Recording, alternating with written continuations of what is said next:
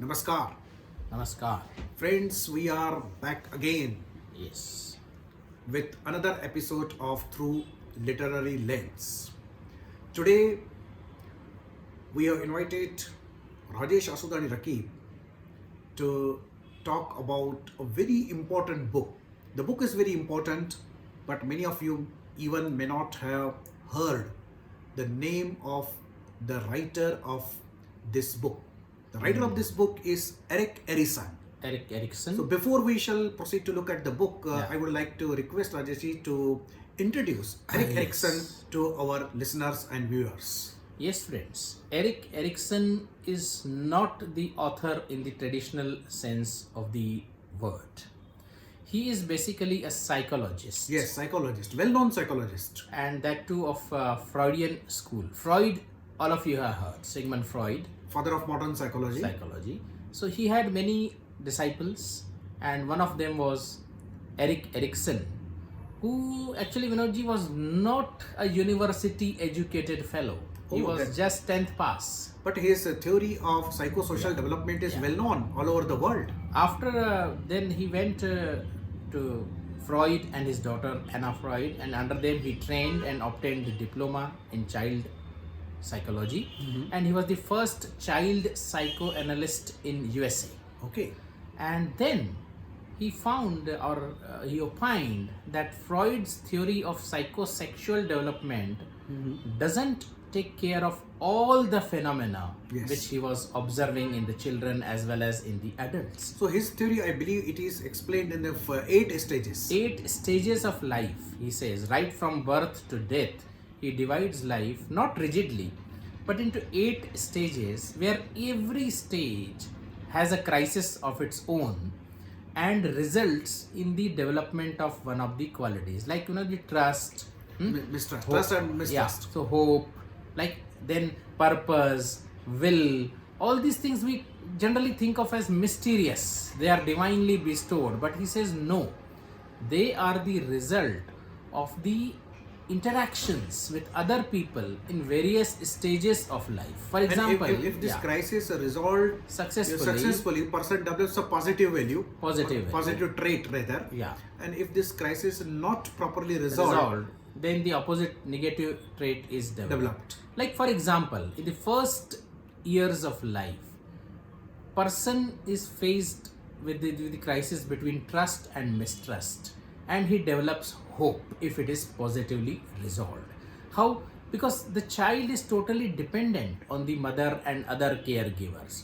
So if his or her needs are not properly and timely met, and he is left weeping and crying, the child does not trust the world around him, and he feels that my needs may not be met when I want them. So if they are properly met, he develops the basic trust. Yes. And the quality of hope arises within the child, that I can hope for the things to happen for me.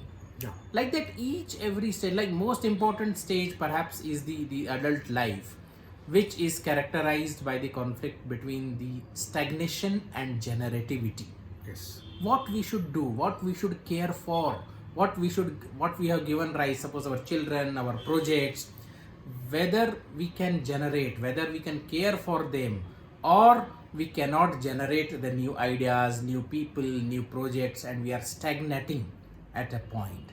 So this is perhaps the central crisis of adult life, I would like to say. So this theory in itself is very interesting, and it Yeah. is important to understand all the 8 stages. But Yeah. for that we require a separate discussion. Yeah, Today, primarily, we are going to discuss Eric Erikson's important book, Gandhi's Truth. Now, this is really interesting, Rajeshji. We Yeah. all know Yeah. that Mahatma Gandhi is known for his, experiments in truth.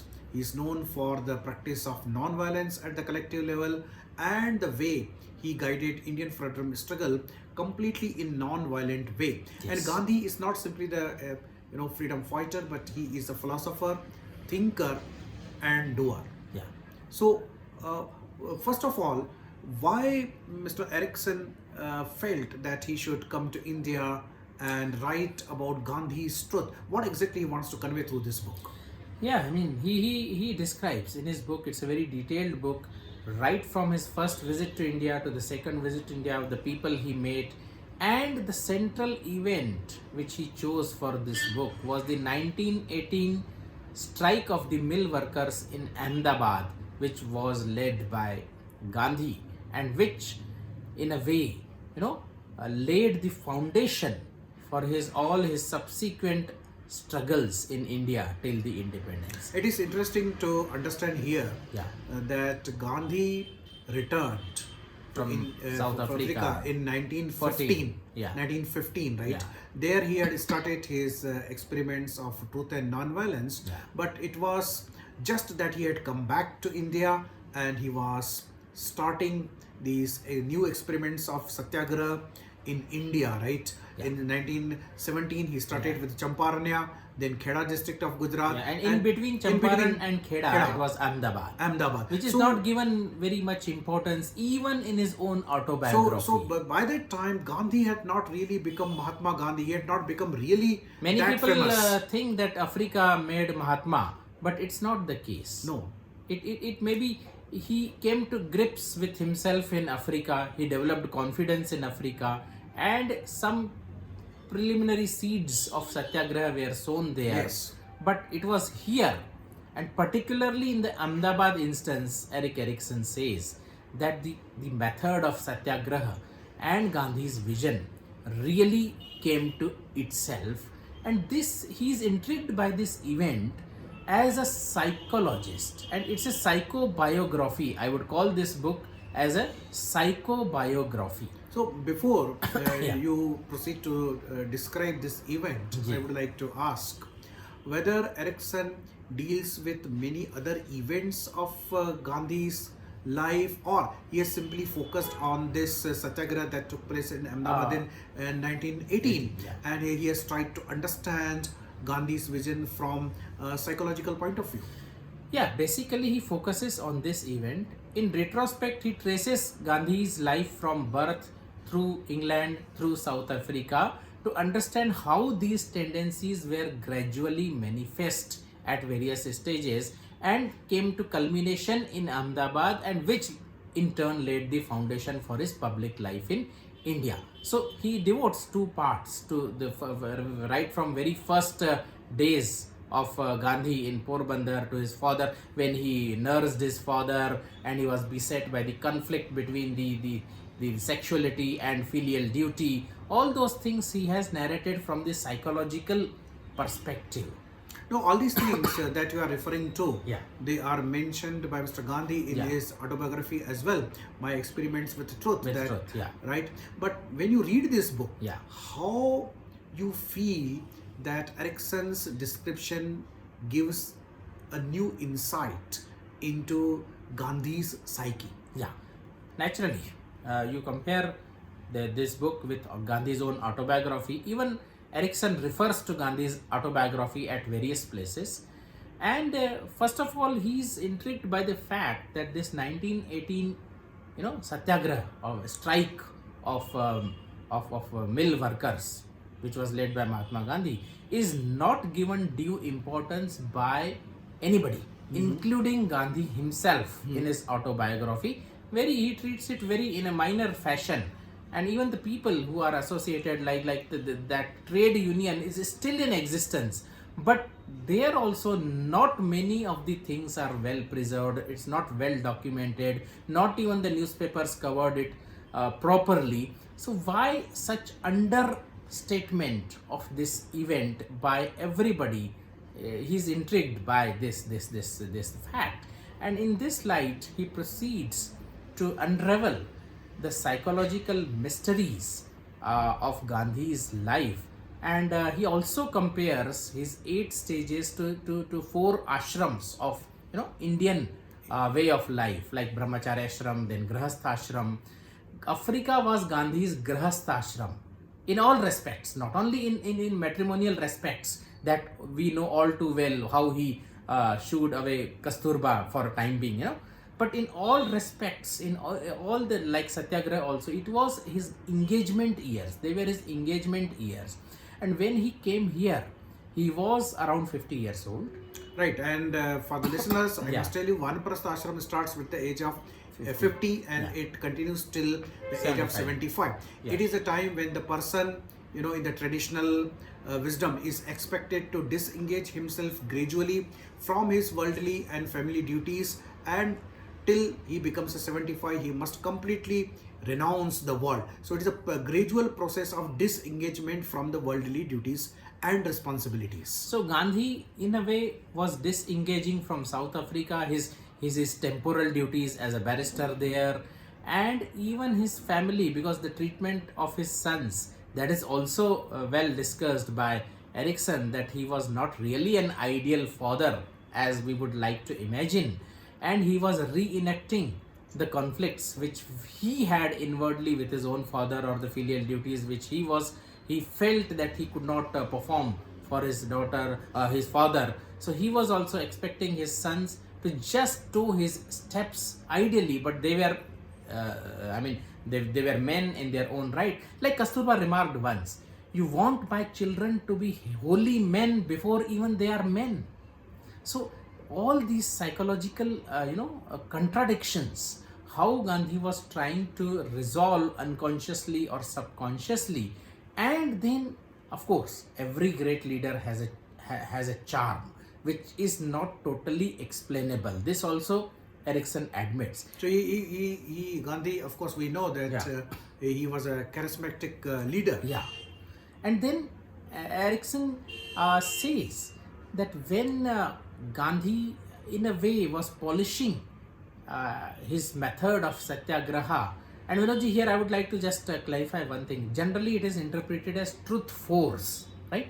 Yes. But I personally would like to translate it more literally as satya and agraha, truth persuasion. Yeah, it's a truth persuasion. Even Erikson has not mentioned this term. I was very much expecting that he would mention in perhaps he was not told the exact translation, and we have accepted the colonial phraseology, the truth force. It's not a force. Yeah, it's the persuasion. moment you say force, Yeah. it goes against Gandhi's ethos of non-violence, because something which is forced cannot be accepted by Gandhi. Yeah. And it is agraha. Agraha literally translates to persuasion.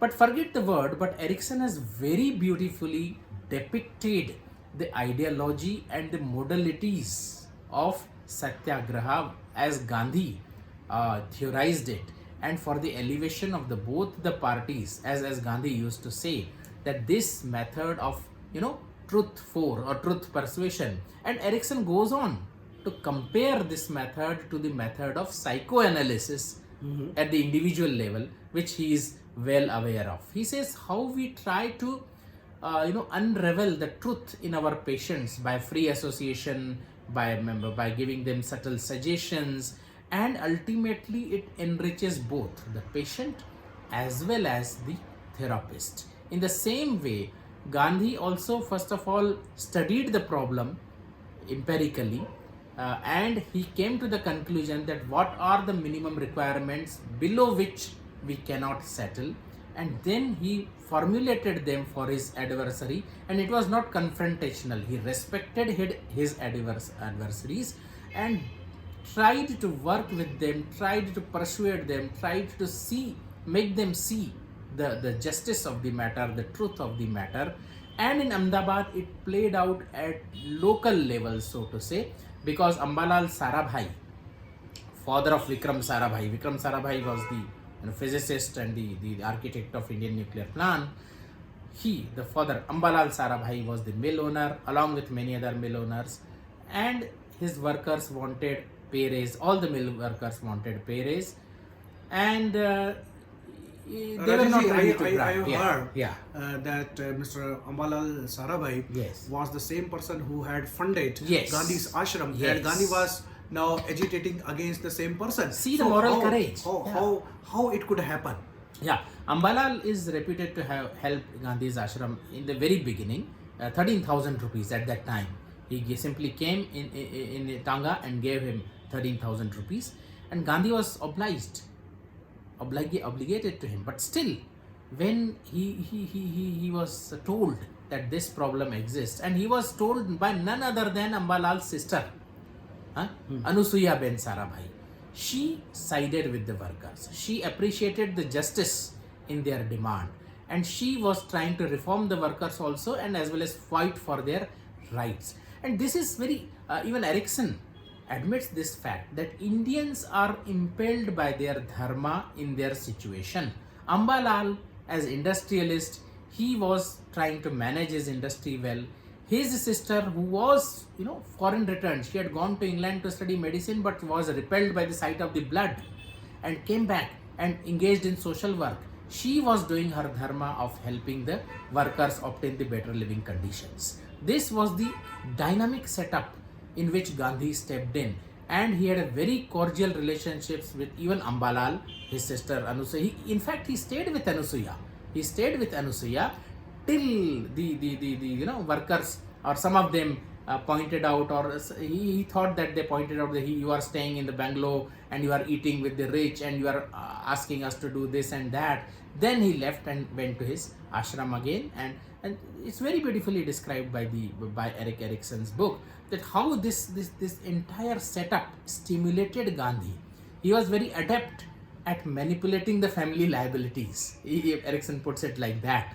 So in that way, he led and he undertook the first fast unto death in India. After that, he took 17 more such fasts. But that was the first fast, because when that settlement of pay raise, 20% versus 50%.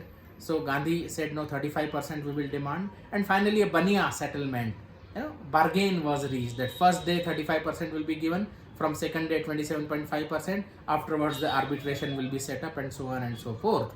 But it raised the consciousness of the workers, and the trade union, textile association still is in existence. But for us here, interesting fact is that how Gandhi, maybe that was an apprenticeship in India, whether this method of truth persuasion can work or cannot work. But afterwards, as we know, it worked, and worked like nothing else at the national level and at the international level too. So these so are would like to say, Gandhi was trying to test his tool of truth, whether it works at in the society, whether it can achieve its ends, whether with the help of truth he is able to seek justice for the society. Perhaps these must have been the motives when he carried out this kind of satyagraha in Ahmedabad, and in the known setting. What I am fascinated with, that he carried out his satyagraha in the known setting, that is the person against whom he was trying to organize this kind of agitation was known.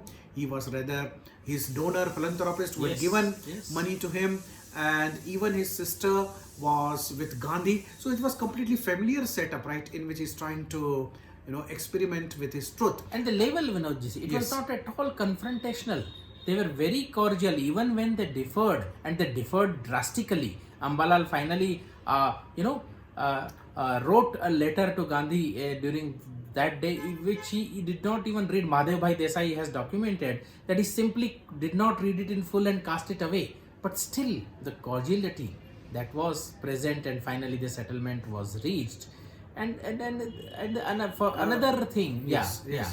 What I say that the present day people, all of us, right, we must learn a great lesson, that we can argue, we can fight on the issues rather than bringing in the confrontation of personalities or persons. Ambalal used to go to the ashram to have lunch with Gandhi, and sometimes Gandhi used to go to his home to have lunch with him. So they looked at objectively to all these issues, right? And they were not simply fighting against each other, but they were fighting for the idea that was dear to them.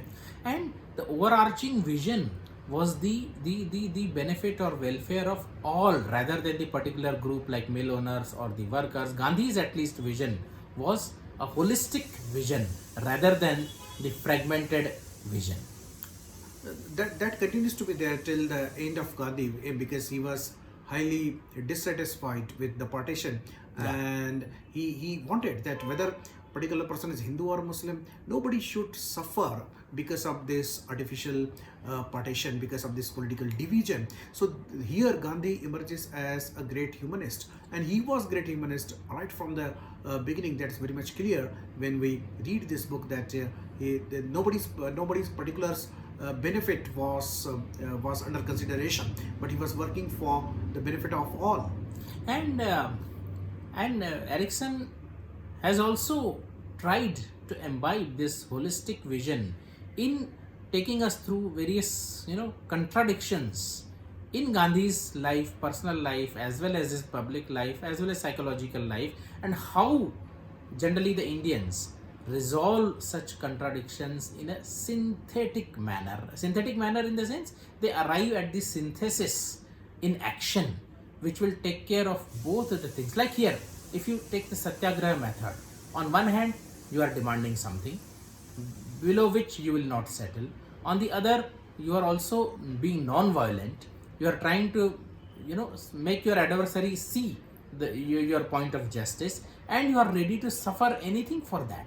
So this is violent. He calls it violent or militant non-violence. Yeah, Erikson terms it militant non-violence. Here, but the term militant has to be taken properly. Militant doesn't mean a person who indulges in violence. Militant means a person who is very much firm on what he wants to achieve, or he's a firm to have justice.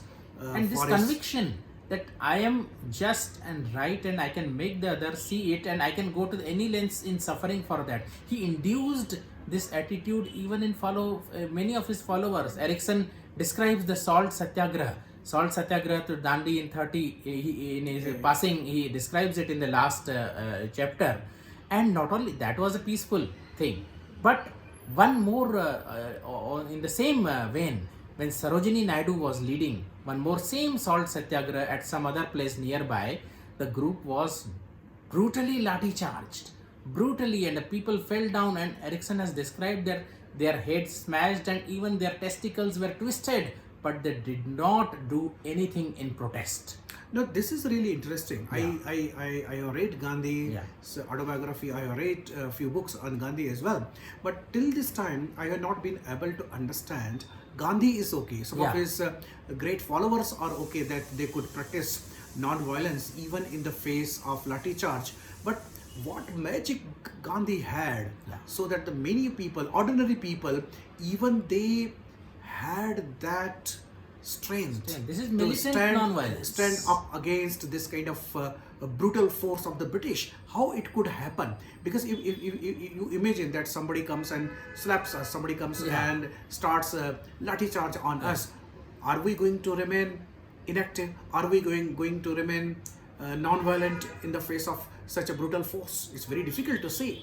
It's very difficult, and Erikson has contrasted this also with when in 1942 Gandhi was fasting and the Churchill was passing nasty, indecent remarks about him. He has clearly contrasted this moral uprightness, moral courage of Gandhi with Churchill's mean behavior.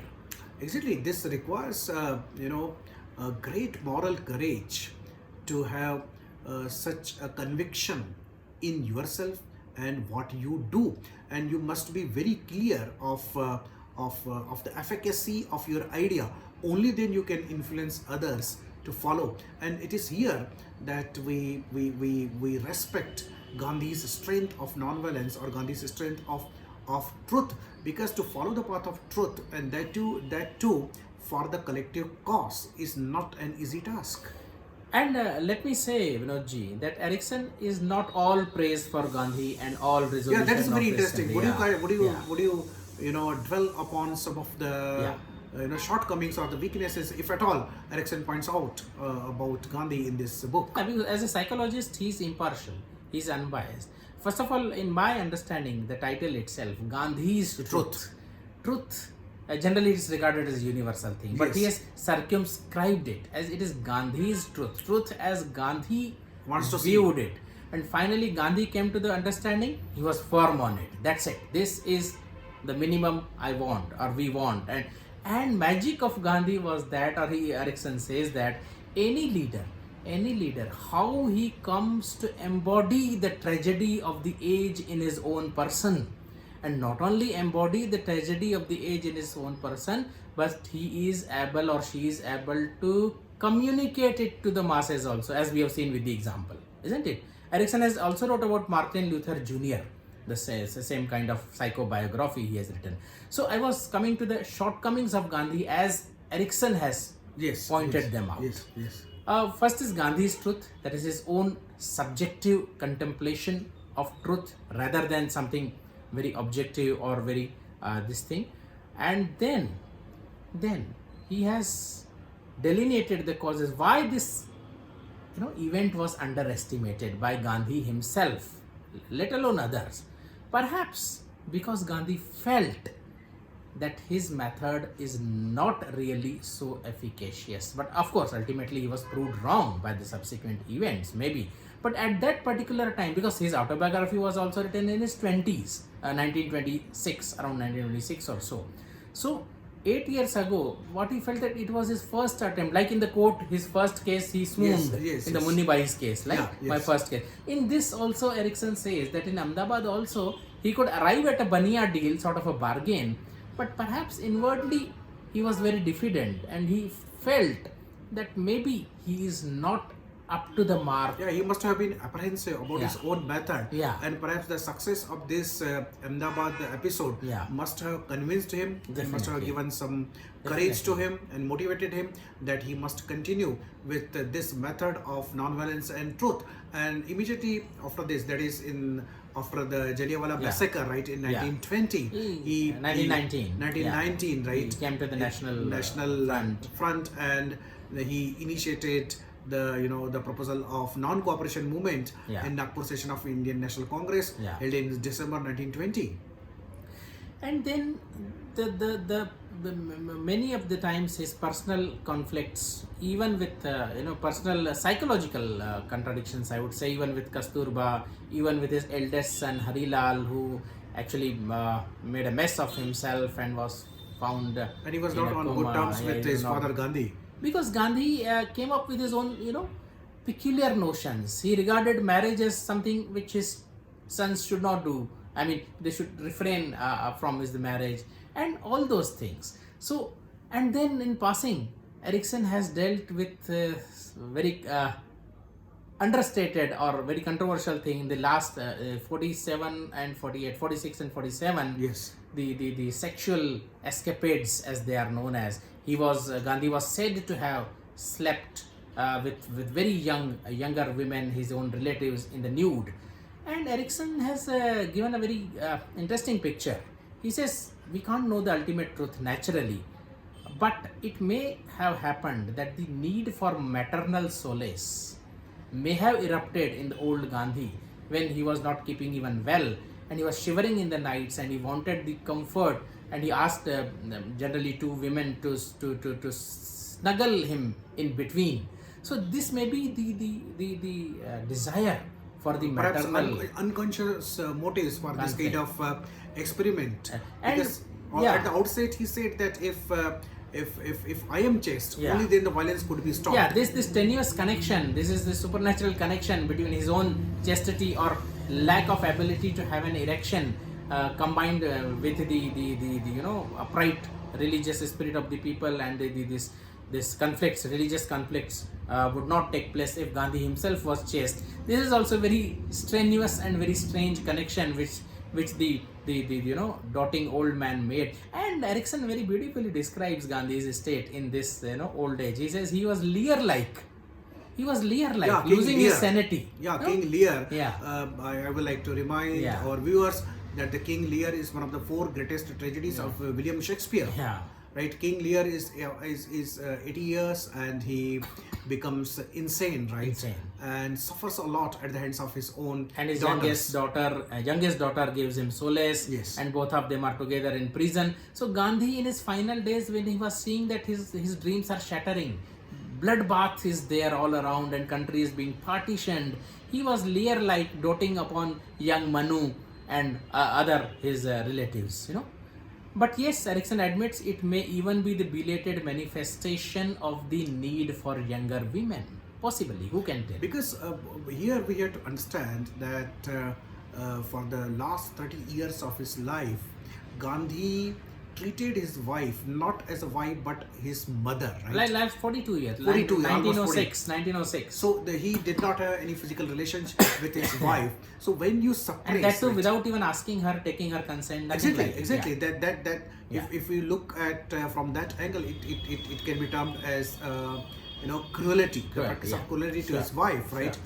And when you come to this Freudian psychology, that he suppressed his natural instinct for a 42 long years, right? Yeah. So it was bound to erupt in some distorted form, and that really happened when he experimented with this younger woman.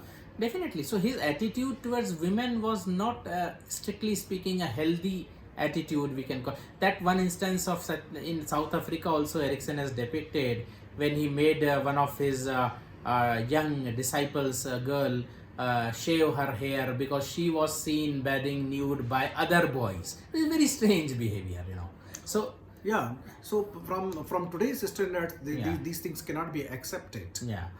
So Gandhi's truth, but whatever it is, definitely the method is really praiseworthy, and the way Gandhi arrived at this synthetic method, synthesis of violence and non-violence, we should call it, is really interestingly, depicted by Eric Erikson in his psychobiography of Gandhi, and one would do well to read it for oneself to understand it, in a holistic manner. And this term, Rajesh, seems to be quite interesting. Psycho biography. Yeah. Because usually we have seen literary biographies, political biographies, historical biographies. Yeah. But psychobiography, I think this is really important. And it's very difficult. He genre. has described it also. Again, he came to India. Again, within a year, he came to India. He could meet Ambalal and many other people, Anusuya Ben also. And it's fortunate because Ambalal had a stroke after some months. So, and he has even described the interviews. The people were not very open Otherwise, Ambalal was a very good host. But when he said, I want to talk to you about Gandhi, he said, come to my office. So yeah. these kind of Yeah. these kind of eccentricities Yes. or idiosyncrasies, rather, I would like to say, Yeah. are present in each one of us. And how everybody wants to appropriate the vision of Gandhi as per his or her own understanding. That is also very beautifully. And that is the greatness of the person, right? Somebody who's a really great. So not only the book, as well as the process of writing the book, he has described. Eric Yeah, that is Erikson. really Yeah. interesting, and it requires a psychologist of Eric Erikson's stature Yes. to talk about Gandhi's truth, because Gandhi himself stands head and shoulders of all other contemporary leaders. Definitely. So, my friends, it's really wonderful to go through this book, Gandhi's Truth. And if you get time in life, and if you wish, definitely you must read this book and communicate your comments. We always wait for your opinions. And with a promise that we'll be back soon with some other discussion, we take your leave. Bye-bye. Bye-bye.